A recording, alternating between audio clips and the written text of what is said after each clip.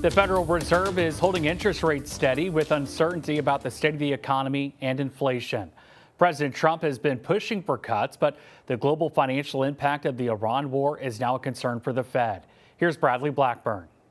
Fed Chairman Jerome Powell stepped in front of cameras Wednesday and said what many expected. Today, the FOMC decided to leave our policy rate unchanged. The Federal Reserve is keeping its benchmark interest rate steady at a range of 3.5 to 3.75%, as policymakers point to concerns over inflation and slowing employment, as well as the war with Iran and rippling economic effects. The implications of events in the Middle East for the U.S. economy are uncertain.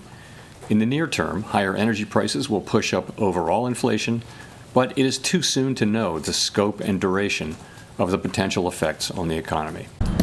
The pinch on oil supplies is sending gas prices skyrocketing, and there is no relief in sight for home buyers who need a mortgage. Mortgages have spiked up above 6.3. We saw as high as 6.41 last Friday. That's hurting borrowers in a big way. And I think it's demotivating for many people who want to be buying. President Trump has pushed for more interest rate cuts, but Fed watchers say the central bank is focused on the data to prevent the stagflation the country saw in the 70s with stalled economic growth, high inflation, and high unemployment. If the labor market were to deteriorate significantly, they'll cut rates again.